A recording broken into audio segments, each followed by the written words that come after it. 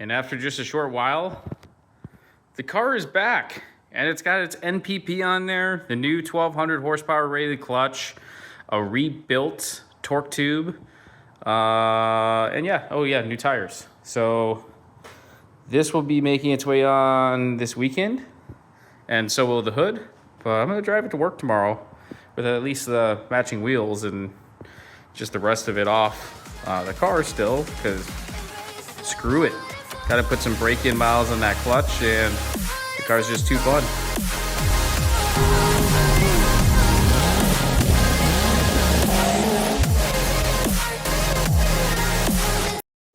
And then I should probably show you guys these. These are the Kumho Exta V720 ECR tires here. They were actually made specifically for a Viper ACR. Thus why they are so freaking wide.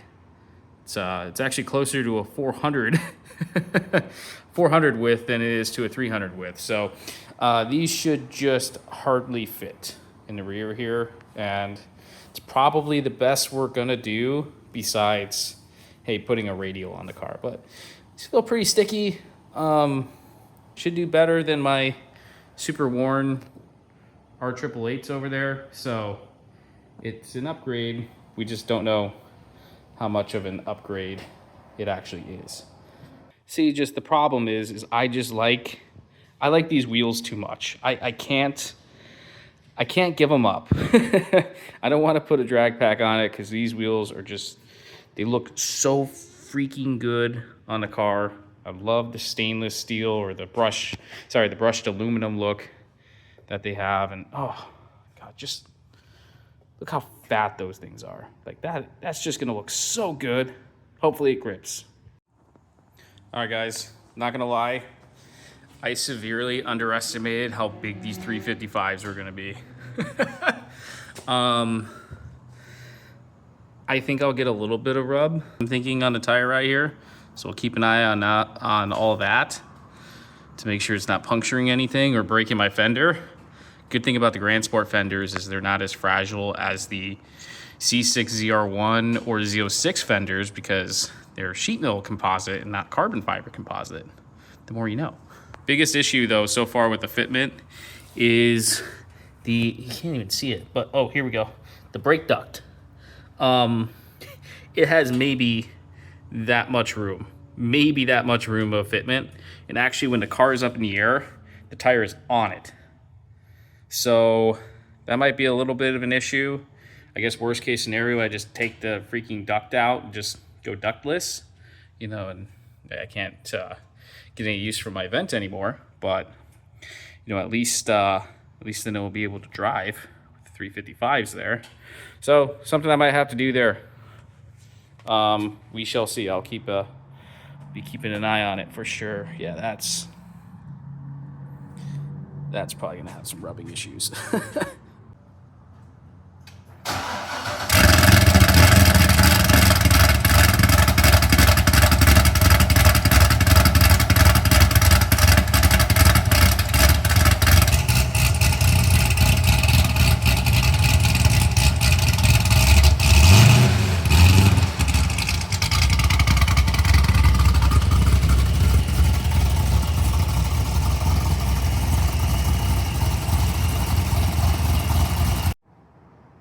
So check this out. While the Vette is in the shop getting its clutch refresh, we got one of these bad boys here. It's from Clegg Performance. If you can already guess, this is going to go in place of my fog lights here, and it's going to channel more fresh air into, well, it's originally designed for the brake ducts, but I'm gonna run some hose, or I'm gonna do something to where we get that fresh air actually going towards the radiator and the intercooler, because these cars do not breathe very well from the front. All right, so at first glance, you might wonder what I'm doing with a dryer vent. And I also kind of don't know what I'm doing. Okay, but all jokes aside, we got a 3-inch to a 4-inch for this dryer vent here. And the idea is, because the intercooler's on the inside here, these brake ducts aren't necessarily gonna send the air to my intercooler like I want it to. So what we're gonna do here, we're gonna play with Legos here. I'll make that fit somehow. I'll get back to you on that. And then that's a 3 to 4 inch. That we simply do that. And look at where that's sending air. Right to my freaking intercooler. Perfect. Beautiful. Let's see how we can mock that up and make it look decent now. All right, scratch the dryer vents. This is just gonna be, this already actually fits perfectly. It's bendy, it's flexible, it's stiff enough to where it's not gonna crinkle. This is going to be freaking perfect for setting that up there. It'd be a pain to put the bumper on, but I think that will be perfect. Let's see how this works out. All right, boys, the bumper is back on. So here is what we've come up with so far. So there's the duct. There's the dryer vent duct. There's then redirecting the air up through here. Intercooler is already getting a little bit more breathing room because I dropped it about an inch or so. The duct, and here's under it.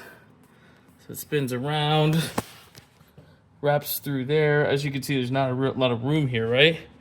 Wraps through there to the front half of the intercooler. Comes up all the way through there, out through there, and it hits the intercooler here. Now, you can't really see this, judged by my camera, but like this is like half a finger length here. This is to my hood.